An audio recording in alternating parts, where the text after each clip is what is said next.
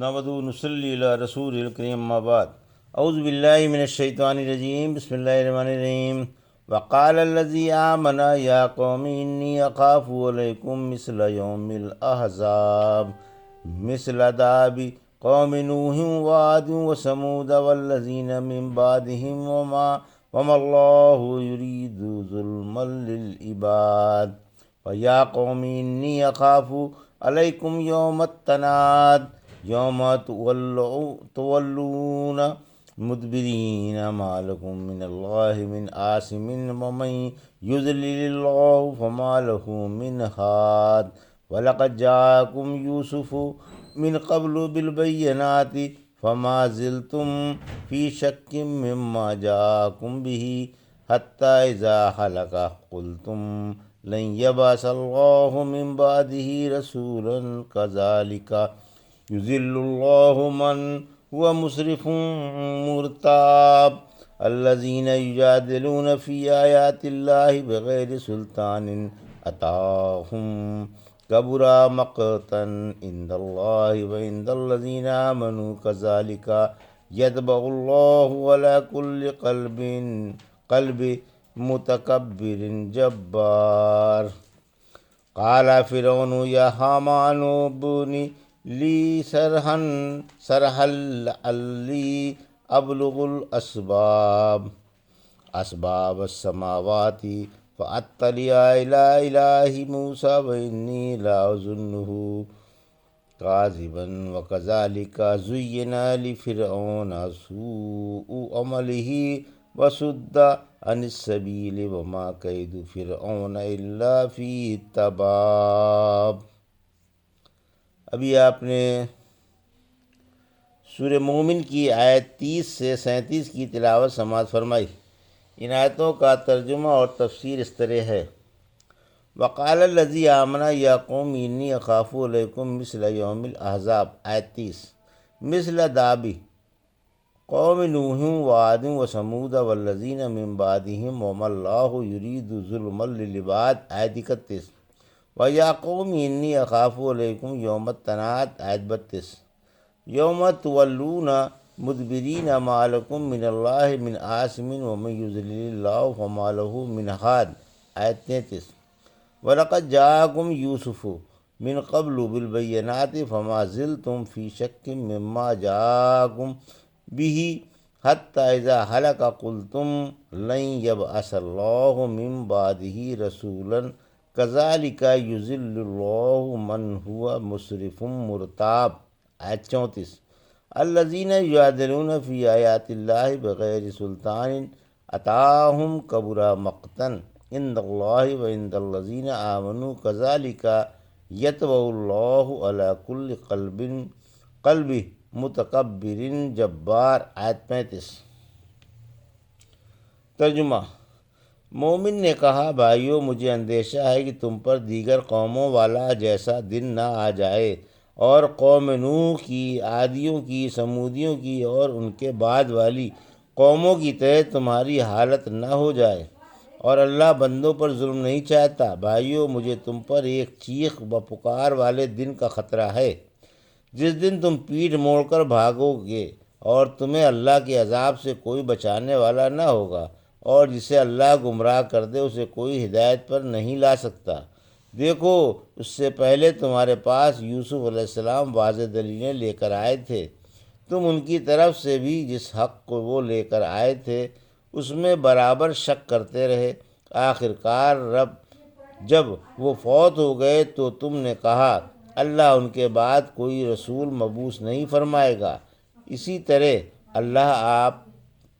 اللہ آپے میں نہ رہنے والوں اور شکیوں کو گمراہ کرتا ہے، جو اللہ کی آیتوں میں بلا دلیل کے جو ان کے پاس موجود ہو جھگڑا کرتے ہیں۔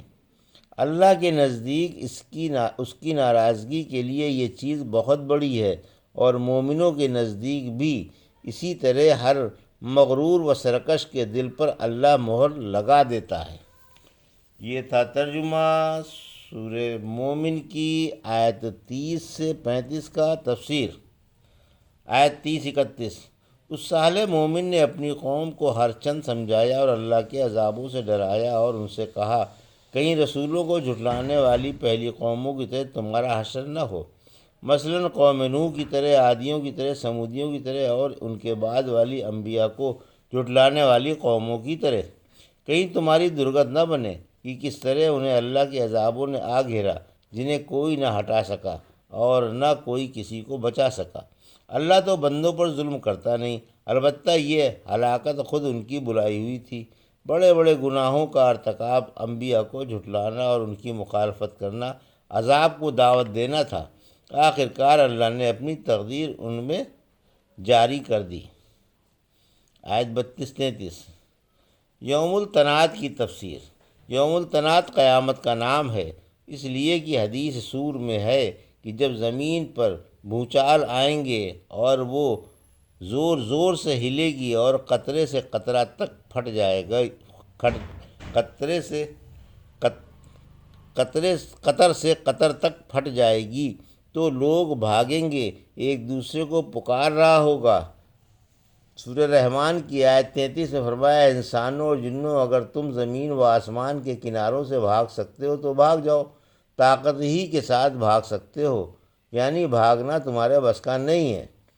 سورہ قیامہ کی آیت 11-12 فرمایا ہرگز نہیں کوئی جائے پناہ نہیں، اس دن آپ کے رب ہی کی طرف ٹھہرنا ہے۔ پھر فرمایا اس دن اللہ کے عذاب سے کوئی بچانے والا نہ ہوگا۔ اب بھی اگر نصیحت نہ مانو تو تمہارا مقدر جسے اللہ گمراہ کر دے اسے کون ہدایت پر لا سکتا ہے۔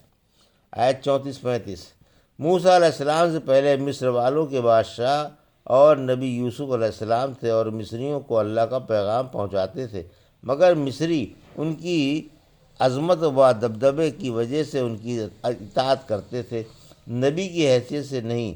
اس لیے فرمایا کہ جس حق کو وہ لے کر آئے تھے تم اس میں شک ہی کرتے رہے، پھر جب وہ فوت ہو گئے تو تم نے نا امید ہو کر کہا اب کوئی اللہ کا رسول نہیں آئے گا۔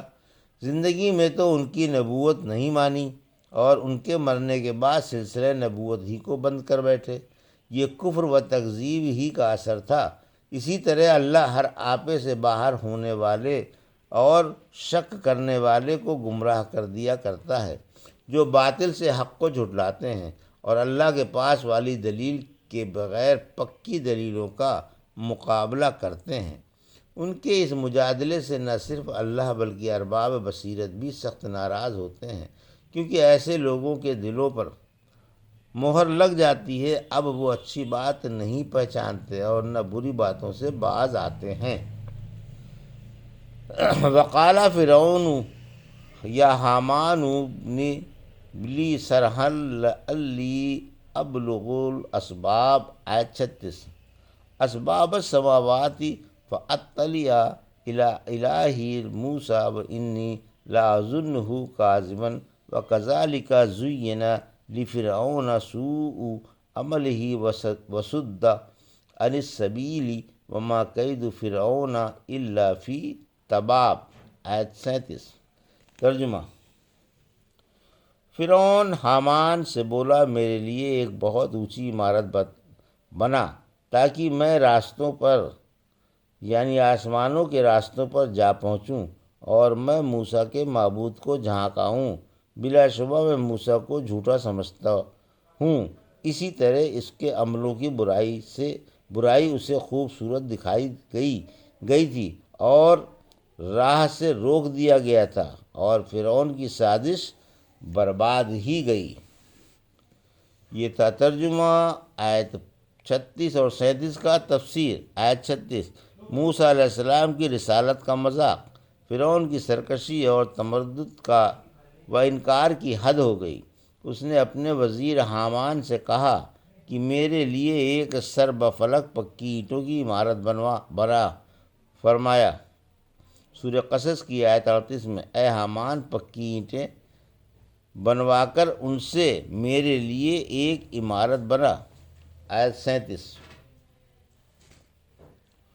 یعنی اس عمارت کی چھت پر چڑھ کر میں موسیٰ کے رب کو جھانک کر دیکھوں گا۔ ان شرمناک الفاظ سے اس نے آپ کی رسالت کا مذاق اڑایا تھا، کیونکہ اس کے خیال میں آپ قطعی جھوٹے تھے۔ پھر فرمایا اس نے اپنے برے عمل اچھے سمجھے اور رعایا کے دلوں میں یہ بات ڈالی کہ وہ ایک انتہائی اونچی عمارت بنوا رہا ہے جس سے موسیٰ کی تکذیب ہو جائے گی۔ پھر فرمایا فرعون کی یہ چال چلنے والی نہیں اور اس کا نتیجہ نکلنے والا نہیں۔ یہ تھا سورہ مومن کی آیت 30 سے 37 کا ترجمہ اور تفسیر جو بھی آپ نے سماعت فرمائی۔ بارک اللہ لی و لکم فی القرآن الحکیم ونفعنی وإیاکم بآیات الذکر الحکیم۔